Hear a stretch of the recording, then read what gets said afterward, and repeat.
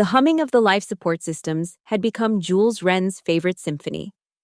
3 years on orbital station Gamma 9, circling the massive gas giant Aurelius, had taught him to find comfort in the mechanical rhythms that most newcomers found maddening. As the station's senior engineer, Jules had mastered the art of solitude, finding peace in the predictable patterns of machinery and the vast, silent beauty of space.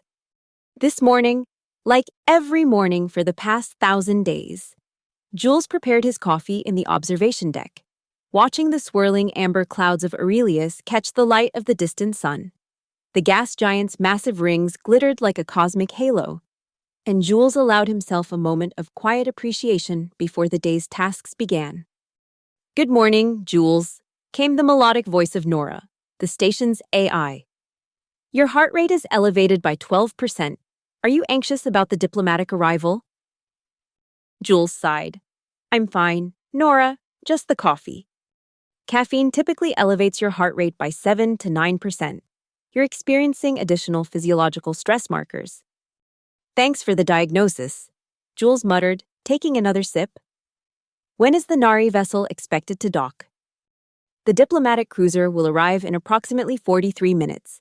Station Director Kwan has requested your presence in the reception bay, as there may be technical compatibility issues with their life support systems." Jules nodded, gazing out at the vast expanse of space. The Nari were a recently contacted species, humanoid, but distinctly alien, with an advanced understanding of harmonic resonance technology that Earth scientists were eager to study. This would be the first extended diplomatic mission to a human outpost, and Jules had spent weeks preparing the station's systems to accommodate the visitors. "They breathe the same air, right?" he asked, only half joking. "Nari respiratory systems are compatible with standard oxygen-nitrogen mixtures," Nora replied, missing his attempt at humor. "However, they prefer higher humidity levels and slightly elevated carbon dioxide. I have adjusted the atmospheric controls in their assigned quarters accordingly." Jules finished his coffee and headed to his quarters to change into his formal uniform. As the only crew member who had never requested a rotation back to Earth, Jules had earned both respect and a reputation for reclusiveness. The truth was simpler. He found the predictable patterns of machines far easier to navigate than the complexities of human interaction. Here, surrounded by the hum of equipment he understood intimately, Jules felt competent and calm. Social occasions, however, were an entirely different matter.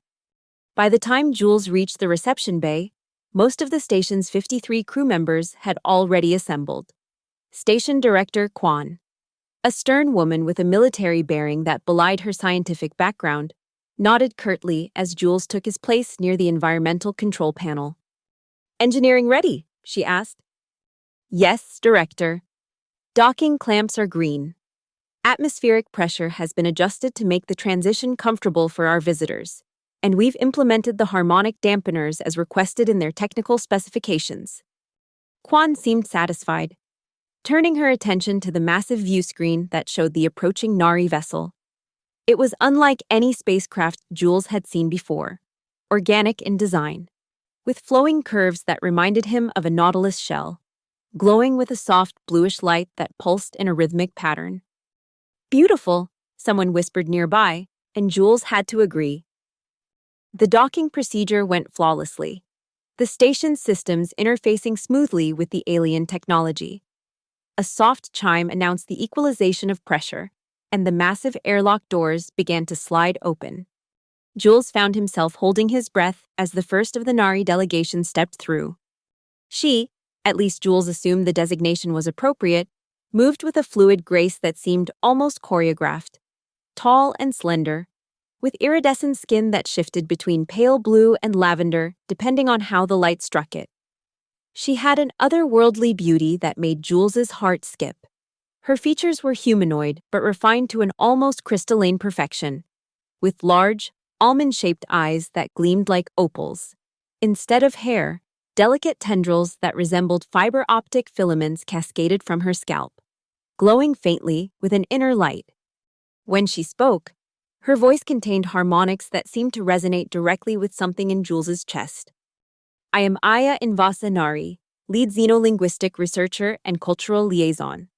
On behalf of the Nari Confluence, I bring greetings and appreciation for your welcome. Station Director Kwan stepped forward with the formal response, but Jules barely heard the words. He was transfixed by Aya's movement, by the subtle luminescence of her skin, by the musical quality of her voice that seemed to bypass his ears and speak directly to some deeper part of him.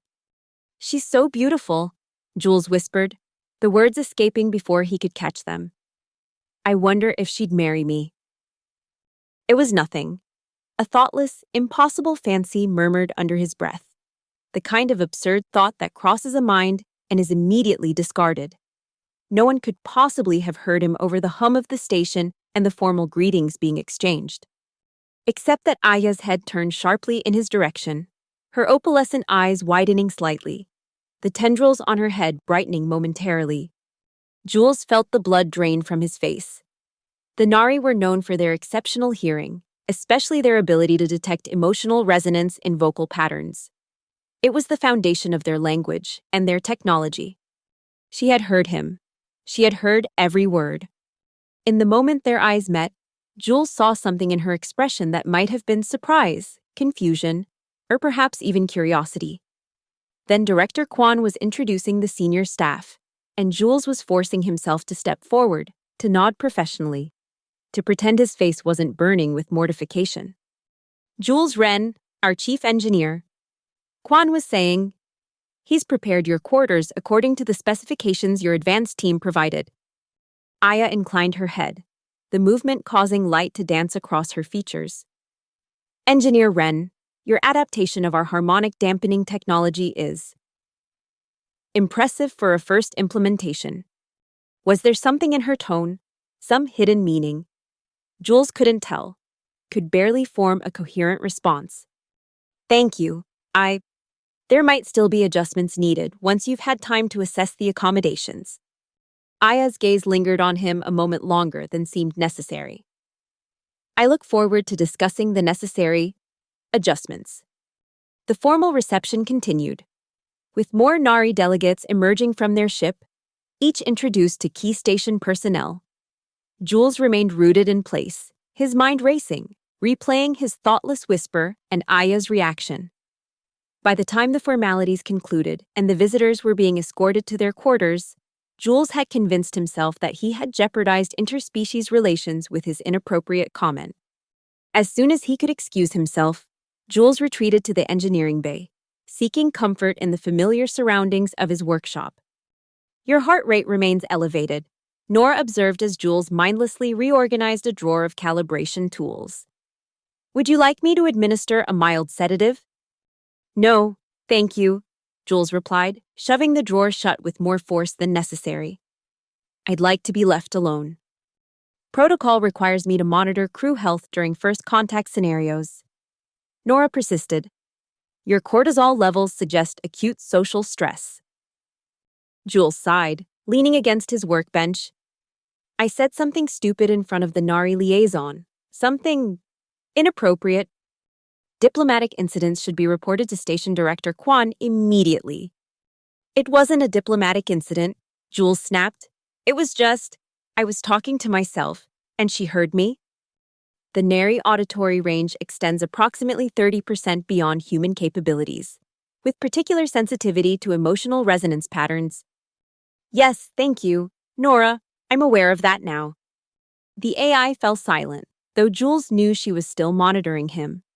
He buried himself in work for the remainder of the day, running unnecessary diagnostics on systems that were functioning perfectly, avoiding the common areas where he might encounter any of the visitors.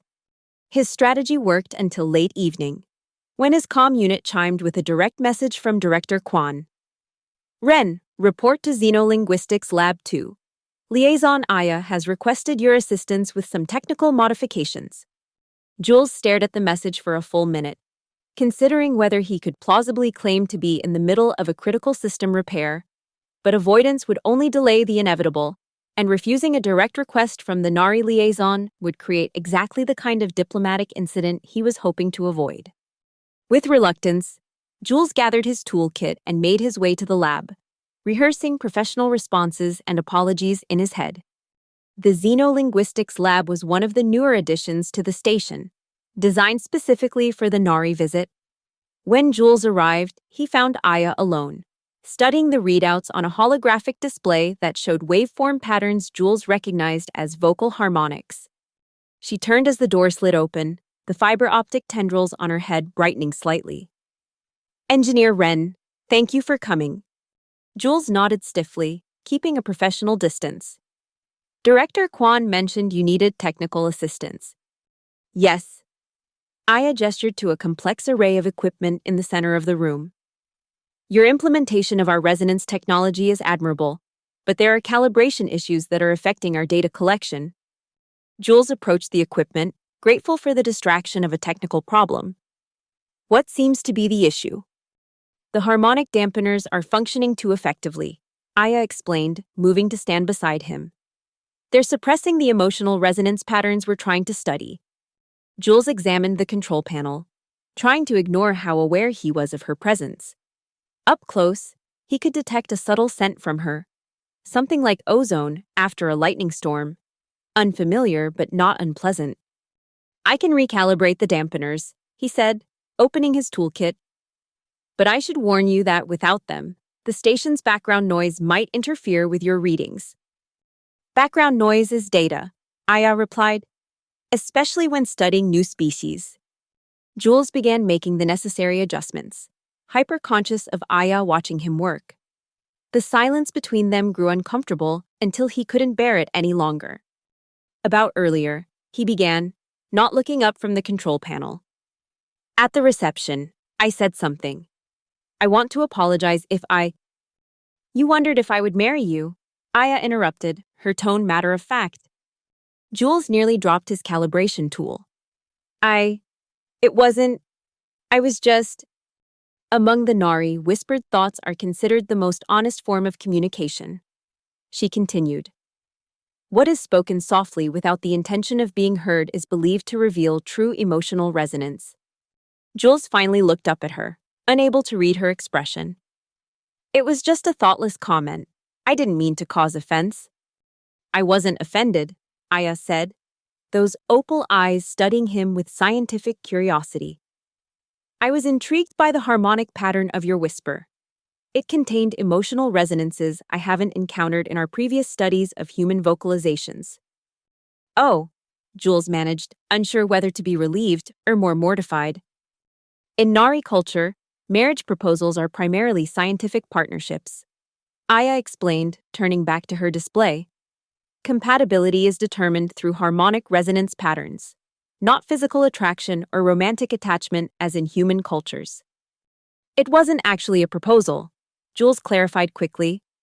"It was just, humans sometimes have random thoughts that don't mean anything." Aya's head tilted slightly. "Do you often have random thoughts about marrying beings you've just met?" "No, never. I don't know why I said it." "Interesting." She made an adjustment to her display. "That contradicts your claim that it was meaningless. If it's not a common pattern of thought for you, then it must have significance." Jules returned his attention to the dampeners, wishing he could activate them at full power and disappear into the background noise of the station. "I've adjusted the calibration. You should be able to detect emotional resonance patterns now without interference from the station systems." "Thank you." Aya stepped closer to examine his work, close enough that Jules could feel a strange tingling sensation where her energy field intersected with his personal space.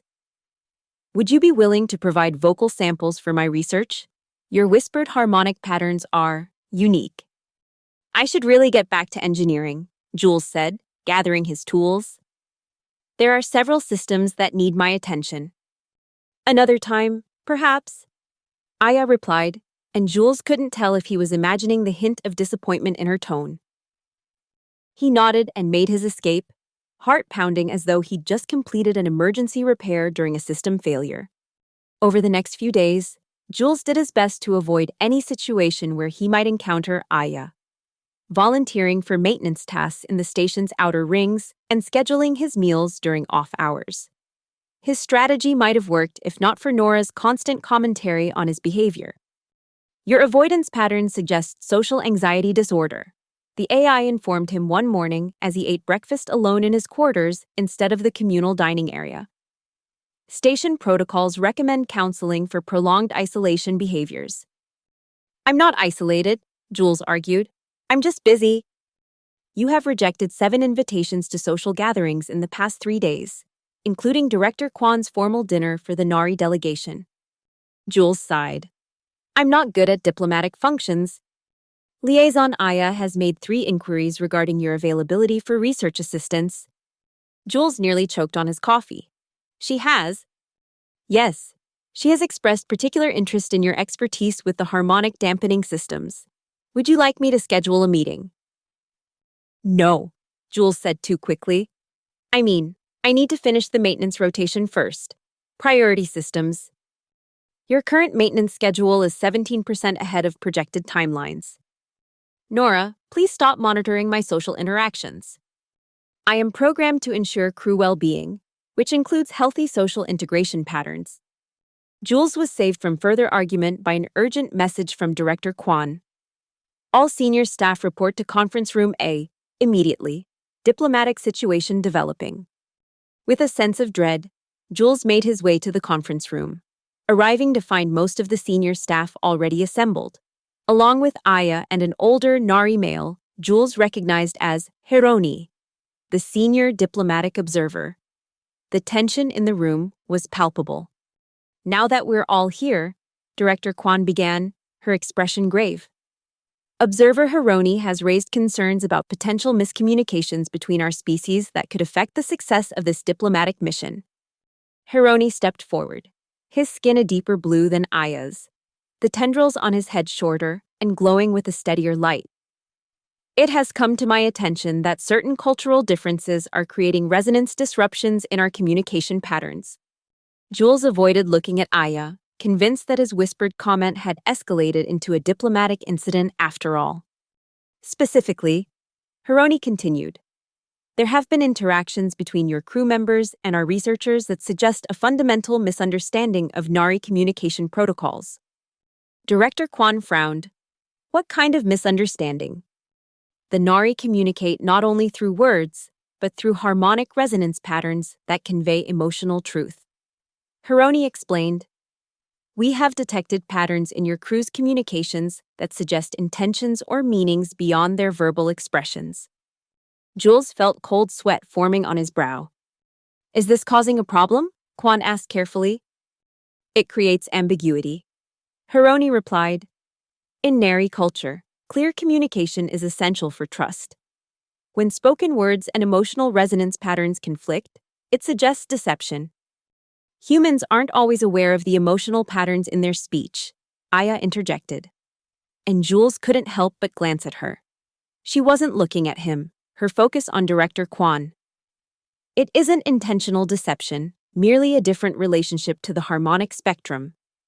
Nevertheless, Hironi insisted, for this diplomatic mission to succeed, we must establish protocols to address these discrepancies. What followed was a tense negotiation about communication guidelines, with the human staff struggling to understand concepts that were as natural to the Nari as breathing. Jules remained silent throughout, contributing only when directly questioned about technical aspects of the station's communication systems. It wasn't until the meeting was concluding that the worst happened. One final matter, Hironi said, just as everyone was preparing to leave. There is the question of the marriage proposal. The room went silent. Jules froze, unable to breathe. Marriage proposal? Director Kwan repeated, looking confused. Yes, Hironi said. It has been brought to my attention that one of your crew members has proposed marriage to Liaison Aya. All eyes turned to Jules, who wished desperately that the station would suffer a catastrophic decompression event and spare him this moment. Engineer Ren, Director Kwan said, her voice dangerously calm. Is there something you'd like to share with us? Jules opened his mouth, but no words came out. It was a whispered thought, Aya explained, stepping forward. Not a formal proposal. In human culture, such expressions aren't considered binding or even necessarily sincere. Yet the harmonic pattern suggested genuine emotional resonance. Hironi countered, by Nari standards, such resonance constitutes a legitimate expression of intent. Director Kwan pinched the bridge of her nose. Let me get this straight. Engineer Ren made some comment that the Nari interpreted as a marriage proposal, but it wasn't intended as such? That is correct, Aya said. Then I don't see the problem. Kwan concluded, cultural misunderstanding clarified, no harm done. The problem, Hironi said gravely, is that such misunderstandings undermine the foundation of our diplomatic relations. If we cannot trust the harmonic integrity of human communication, how can we proceed with knowledge exchange? The room fell silent again as the implications sank in. 3 years of careful diplomatic overtures. The promise of sharing advanced resonance technology that could revolutionize human communication and energy systems, all potentially jeopardized by Jules's thoughtless whisper. What do you suggest? Kwan asked finally. A demonstration of harmonic compatibility. Hironi replied, if Engineer Ren and Liaison Aya can achieve resonance harmony despite their cultural differences, it would provide valuable data on human-Nari communication potential. Jules felt lightheaded. I'm sorry, what exactly would this demonstration involve? A harmonic fusion trial, Aya explained, meeting his eyes for the first time since the meeting began. We would attempt to synchronize our emotional resonance patterns through a guided communication protocol. And if we can't, Jules asked, already knowing the answer, then the diplomatic mission would be reassessed, Hironi said, as it would suggest fundamental incompatibility between our species. The weight of responsibility descended on Jules like a meteor. His social awkwardness, his thoughtless whisper, could potentially derail years of diplomatic efforts and deny humanity access to technology that could change everything. I'll do it, he said, surprising himself with his resolve. Whatever is necessary. Director Kwan looked from Jules to Aya, then to Hironi. When would this demonstration take place? The resonance chamber on our vessel is being prepared. Hironi said, the trial will commence tomorrow at the beginning of your station's day cycle. With that, the meeting was adjourned, leaving Jules standing alone as the others filed out. Only Aya remained behind, approaching him with an expression he couldn't interpret. I did not intend for this to escalate, she said softly. Observer Hironi overheard discussions among our research team about your unique resonance pattern. It's fine, Jules lied. I'm the one who created this mess with my stupid comment. Your comment wasn't stupid, Aya replied. It was honest. Among the Nari, such honesty is valued above social conventions. Jules managed a weak smile. Not so much among humans, unfortunately. I have been studying human communication patterns extensively, Aya said. Perhaps I can help prepare you for the trial. Jules looked at her, really looked at her for the first time since their initial meeting. Beyond her alien beauty, he saw intelligence, curiosity, and something that might have been concern. I'd appreciate that, he said sincerely. I have a feeling I'm going to need all the help I can get. They agreed to meet in the xenolinguistics lab after the evening meal cycle. Jules spent the intervening hours in a state of nervous anticipation, trying to focus on his work while his mind kept returning to the impending trial and what it might mean for interspecies relations, and for his own future on the station if he failed. News of the situation spread quickly through the small community of the station. By the time Jules made his way to the lab that evening, he had received dozens of messages from crew members ranging from sympathy to thinly veiled amusement at his predicament. Way to go! Romeo, Mary, one of the communications specialists, had said when he passed her in the corridor. First contact with a new species, and you go straight for a proposal. Bold strategy. Jules had managed a tight smile and kept walking, wondering if he could request an immediate transfer back to Earth once this was all over. Aya was already in the lab when he arrived, her slender form illuminated by the soft glow of holographic displays, showing what appeared to be brain wave patterns alongside audio frequencies. These are baseline resonance patterns for both Nari and human subjects, she explained as Jules approached. The fundamental challenge is that human emotional expression operates on a different harmonic frequency than Nari communication. Jules studied the displays, his engineer's mind automatically seeking patterns and connections. It looks like human emotional patterns are more chaotic, less structured. Yes and no, Aya replied, adjusting the display to overlay the patterns. Human emotional resonance contains more variable frequencies, but there are underlying harmonic structures that align with Nari patterns at certain key points. She manipulated the hologram, highlighting areas where the waveforms synchronized briefly before diverging again. These moments of alignment are what we need to expand upon during the trial, she continued. The goal is to extend these synchronization points until they form a coherent harmonic structure.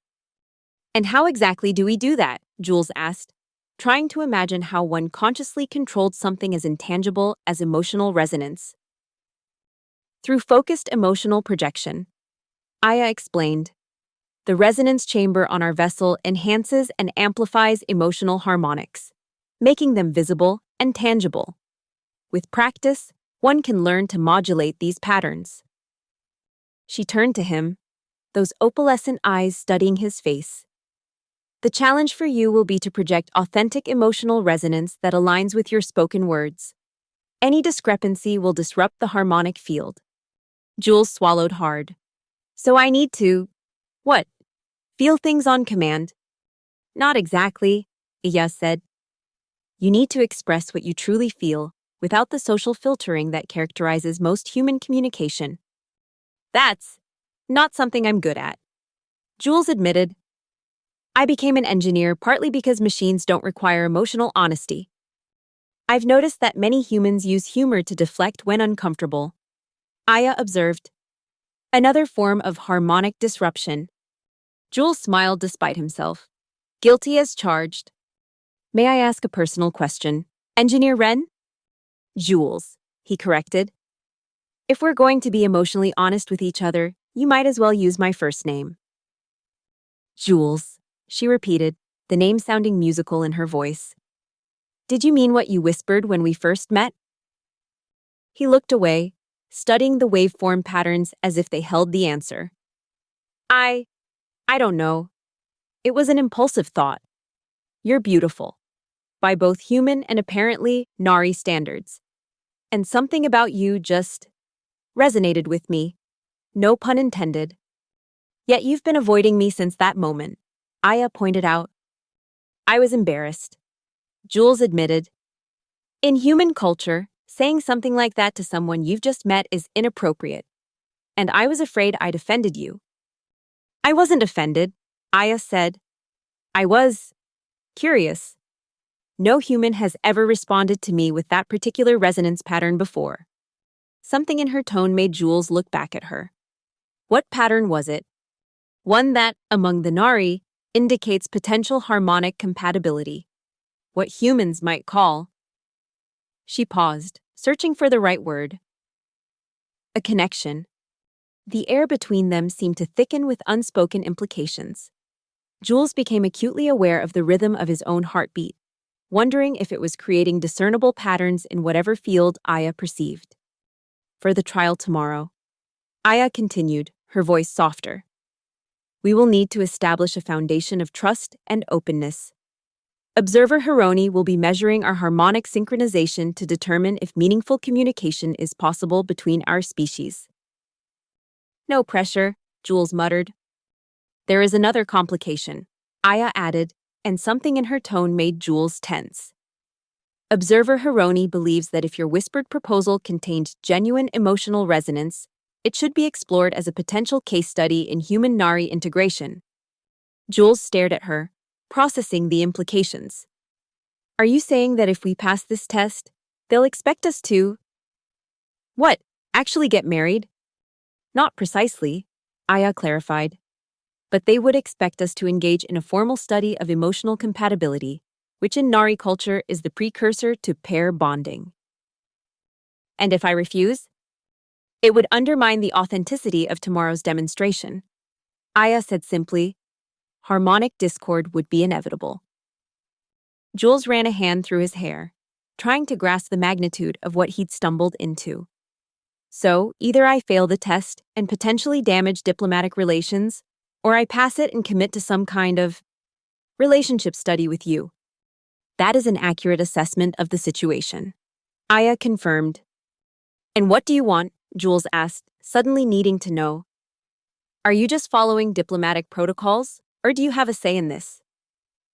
Aya was silent for a moment, her tendrils glowing with a gentle pulse that seemed almost thoughtful. I am a scientist, she said finally. The opportunity to study human-Nari compatibility firsthand is professionally valuable. That's not what I asked, Jules pressed. Among the Nari, personal desire is not separate from scientific inquiry. Aya explained. We seek knowledge through experience, through resonance. To understand something is to connect with it on a harmonic level. So studying me would be, what? A professional interest? An experiment? Initially, yes, Aya admitted. But the nature of resonance study is that it changes both observer and subject. To understand your harmonic patterns, I would need to synchronize with them, to experience them as you do. Jules tried to process what she was saying. So it would be a scientific study that might become something more? The distinction you're making doesn't exist in Nari culture. Aya said, connection is connection, whether it begins with curiosity or attraction.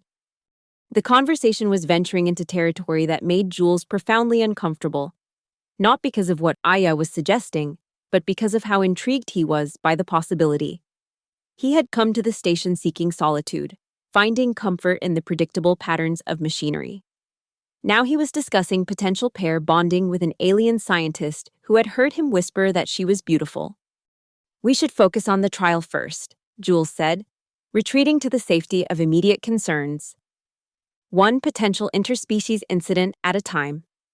Aya nodded, seemingly untroubled by his deflection. We should practice achieving harmonic synchronization. Without the amplification of the resonance chamber, it will be difficult. But we can establish the basic technique.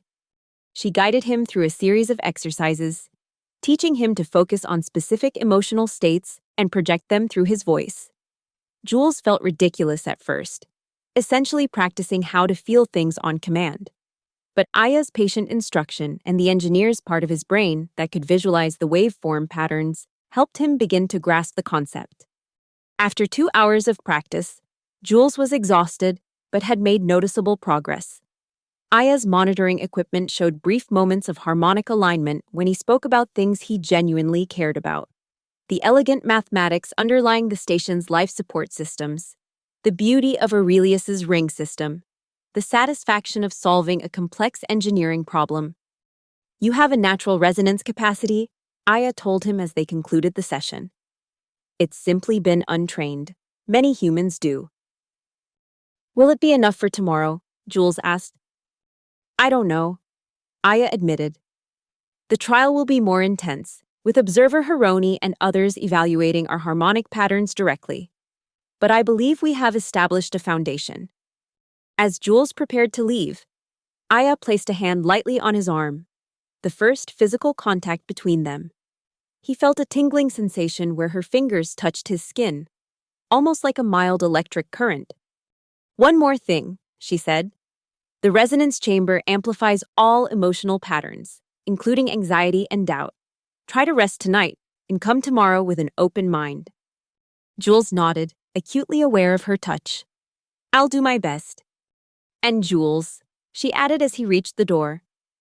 For what it's worth, among the Nari, your whisper would be considered a compliment of the highest order. Unfiltered emotional truth is rare and valuable. He managed a small smile. Then I'm glad you heard it, even if it has led to all this. Jules slept poorly that night, his dreams filled with swirling patterns of light and sound that seemed to be trying to tell him something just beyond his comprehension. He woke feeling groggy but with a strange sense of determination.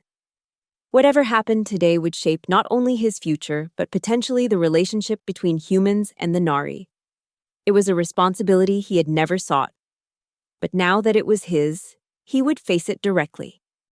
Your cortisol levels are elevated, but within acceptable parameters, Nora informed him as he prepared for the day.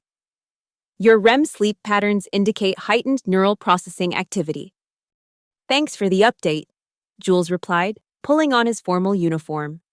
Director Kwan had insisted on proper protocol for the demonstration, which would be observed not only by the NARI delegation, but also by key station personnel.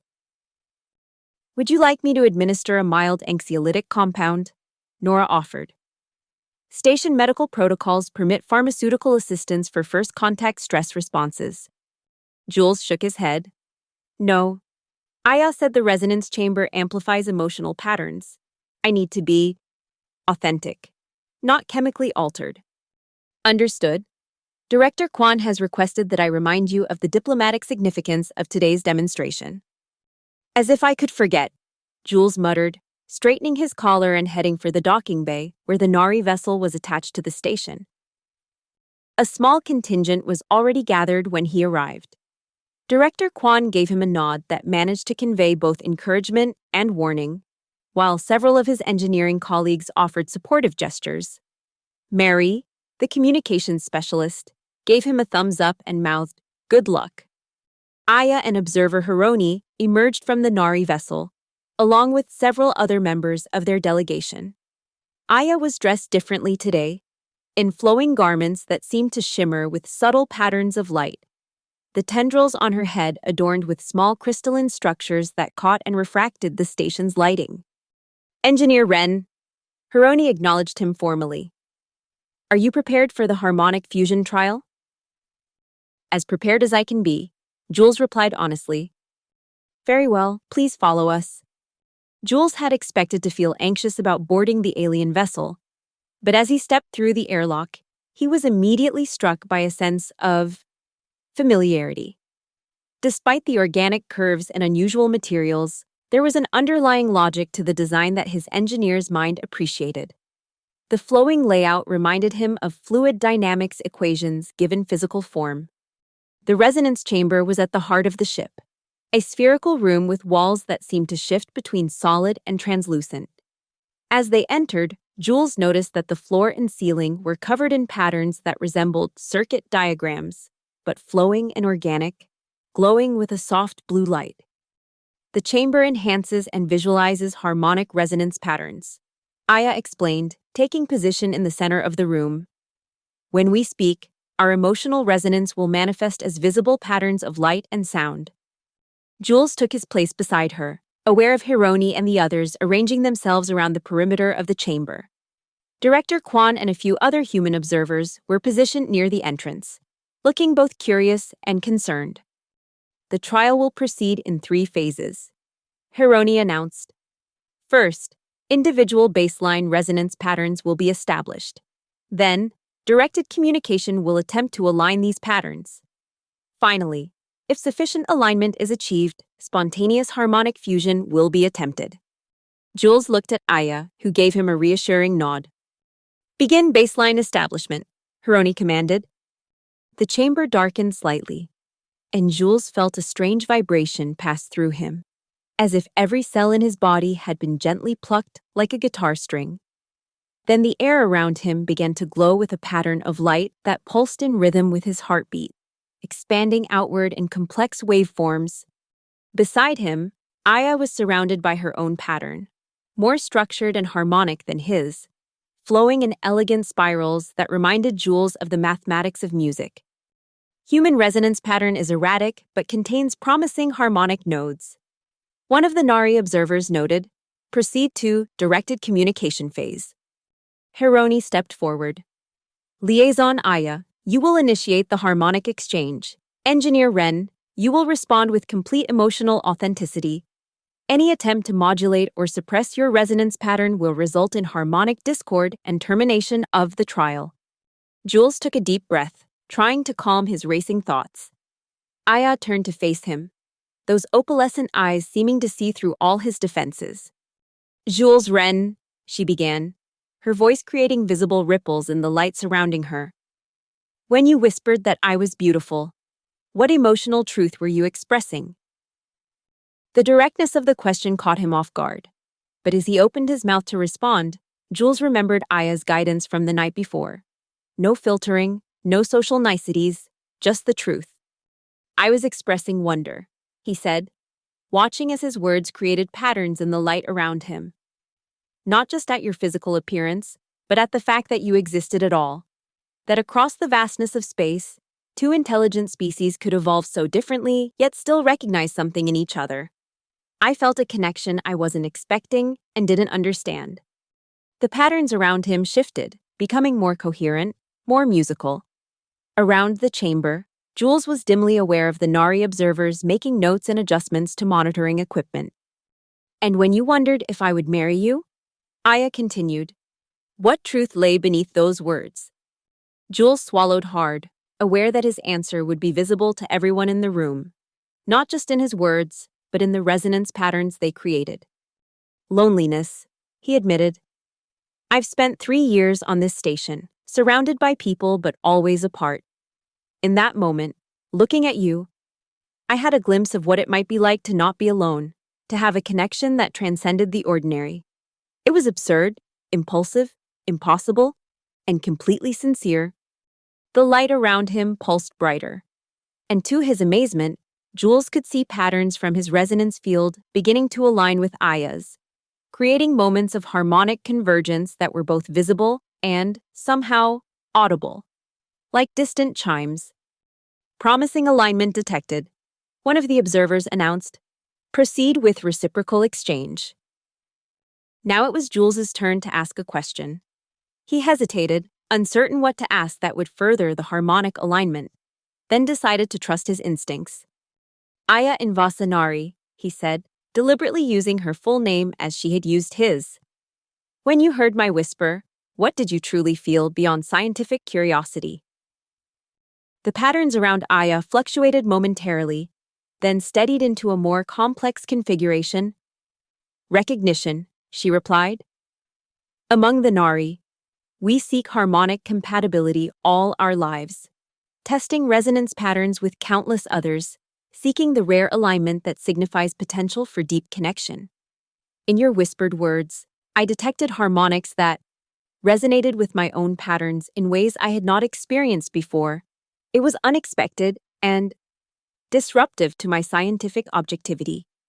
The harmonic convergence between their fields strengthened, creating beautiful interwoven patterns that spread throughout the chamber. Jules could feel it now, a tangible sensation like music felt rather than heard. Final phase initiated. Hironi announced, "Spontaneous harmonic fusion will now be attempted. Both participants will simultaneously express their current emotional state without prompt or guidance." Jules looked at Aya, suddenly unsure. How could he express what he was feeling when he barely understood it himself? She met his gaze, and in that moment of connection, he knew what to say. "I'm afraid," Jules began, the words creating new patterns in the light. "Afraid of what this means, of what comes next. But I'm also hopeful. For the first time in years, I'm curious about a future I can't predict or control." As he spoke, Aya began her own expression, their words overlapping, creating harmonies rather than discord. "I am balanced between scientific inquiry and personal discovery," she said, her resonance pattern intertwining with his. "Between the observer and the participant, you have introduced a variable I did not anticipate, a harmonic I had not known to seek, and I find myself changed by it." The patterns around them merged completely, filling the chamber with a complex, beautiful harmony of light and sound that seemed to speak a language beyond words.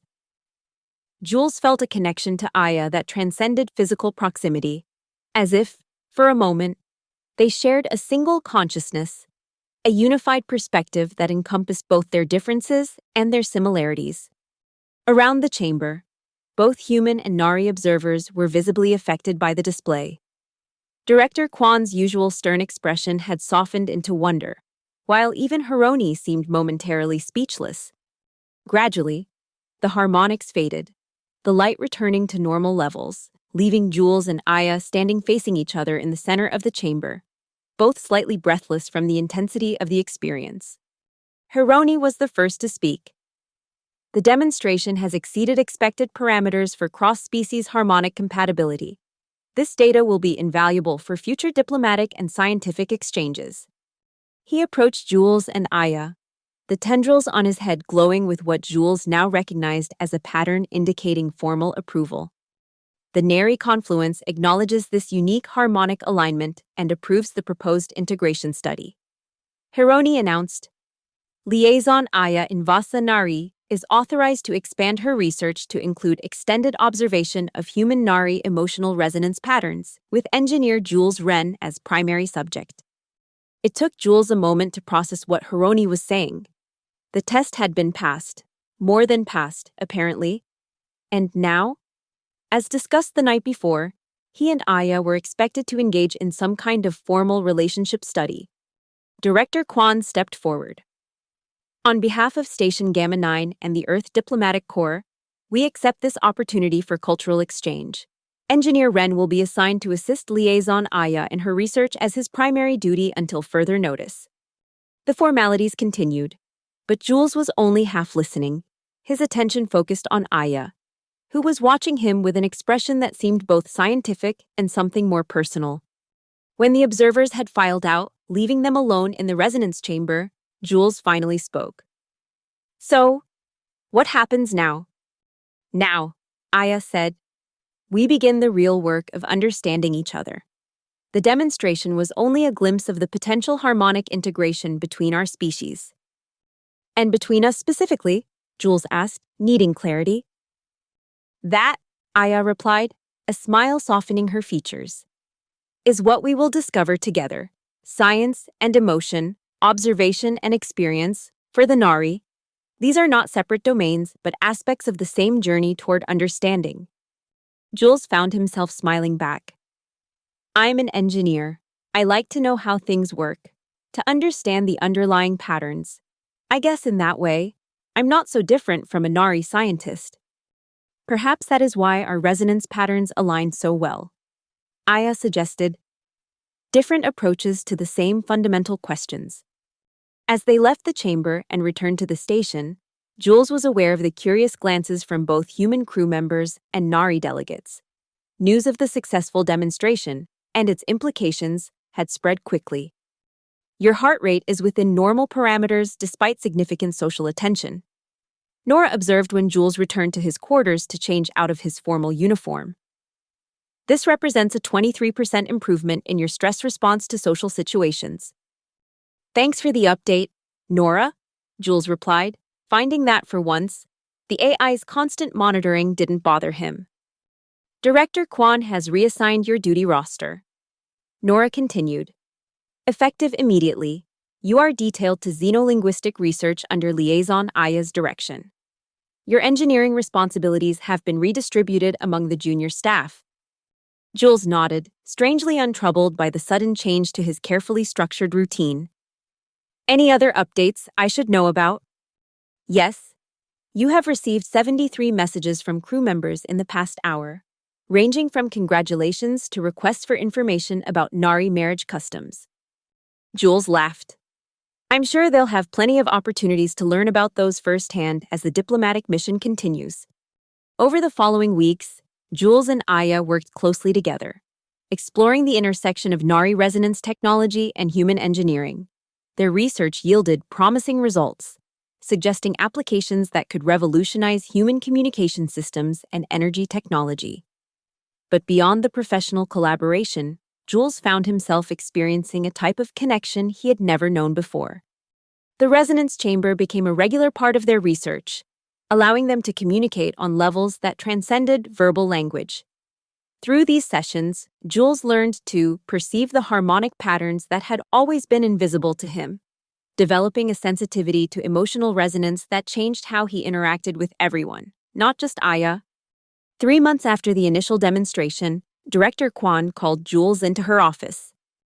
The Neri delegation will be returning to their homeworld next week, she informed him. Their diplomatic mission has been deemed a success, largely due to the breakthrough in harmonic communication that you and Liaison Aya achieved. Jules nodded, trying to process what this meant. I understand. What you may not understand. Quan continued, is that Observer Hironi has extended an invitation for you to accompany the delegation as part of an ongoing exchange program. You would be the first human to visit the Nari homeworld for an extended period. Jules stared at her, speechless. It's your decision, Quan said. Your work here has been exemplary, and your position would remain open if you choose to return. But this is an unprecedented opportunity, both professionally and... She paused, a rare smile crossing her features. Personally. Has Aya mentioned this to you? Jules asked. No, the invitation came directly from Hironi. I believe Liaison Aya wanted the decision to be entirely yours, without any perception of influence.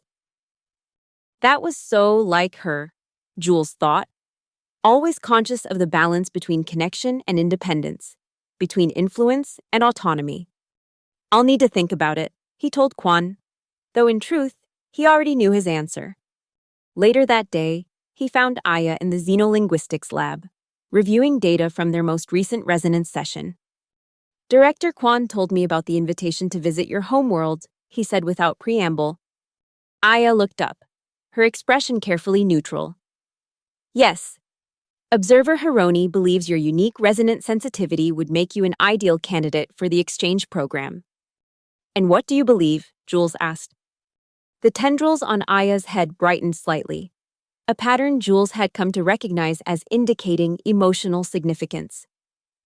I believe that harmonic discovery is a journey best undertaken with compatible resonance patterns. Jules smiled at the typically Nari response, precise yet poetic, scientific yet personal. Is that your way of saying you'd like me to come with you? It is my way of saying that our research has only begun to explore the potential of human-Nari harmonic integration. Aya replied. Then, with a smile that mirrored his own, she added, and yes, I would like you to come with me. Then I accept, Jules said simply. The week before departure passed in a blur of preparations, briefings, and farewell gatherings. Jules was surprised by how many of the crew members he had kept at a distance for years now seemed genuinely sad to see him go. Even Marie, who had teased him mercilessly about his alien romance, gave him a heartfelt hug and made him promise to send regular updates. On the morning of departure, Jules stood in the observation deck one last time, watching the swirling clouds of Aurelius catching the light of the distant sun. He had arrived at Station Gamma 9 seeking solitude, finding comfort in the predictable patterns of machinery. He was leaving with a connection he had never imagined possible, and an adventure stretching before him that defied prediction or control. Your heart rate indicates nostalgic emotional patterns, Nora observed, her voice interrupting his thoughts. I'm going to miss you too, Nora, Jules replied with a smile. Station AI units do not experience emotional attachment, Nora stated. Then, after a pause, she added, however, your absence will create a statistically significant alteration in station interaction patterns. I'll take that as a compliment, Jules said. The Nari vessel was prepared for departure, the crew and diplomatic delegation already aboard. A small ceremony had been arranged in the docking bay, with Director Quan presenting Jules with a data crystal containing messages and research from the station staff. Remember that you represent not just Station Gamma 9, but humanity as a whole, Quan told him formally. Then, more quietly, she added, and remember that some of the most important discoveries come from the most unexpected beginnings. Jules nodded, thinking of a whispered comment that had changed the course of his life. I'll remember. Aya was waiting for him at the airlock, dressed in the same flowing garments she'd worn for their first harmonic fusion trial, the crystalline structures in her tendrils catching the light. Ready? She asked as he approached. As ready as I'll ever be, Jules replied honestly. As they boarded the vessel and prepared for departure, Jules felt a strange mix of excitement and trepidation. He was leaving behind everything familiar, venturing to a world he knew only through Aya's descriptions and scientific data. The ship disengaged from the station with a gentle shudder, its organic design allowing for smoother transitions than human vessels. As they pulled away, Jules watched through a viewing portal as Station Gamma 9 grew smaller, the massive form of Aurelius providing a spectacular backdrop. Aya joined him at the portal, her presence beside him now as familiar as it was still wonderfully alien. "Do you have regrets?" she asked, her voice containing harmonics he had learned to perceive as indicating genuine concern. "No," Jules said, and meant it. "I'm nervous about the unknown, but that's not the same as regret." They stood in comfortable silence for a moment, watching as the station became just another point of light against the vastness of space. "I've been meaning to ask you something," Jules said finally. "That first day, when I whispered that absurd question about marrying you." "Yes?" Aya prompted when he hesitated. Jules turned to look at her, still amazed by how her features had gone from strikingly alien to beautifully familiar in such a short time.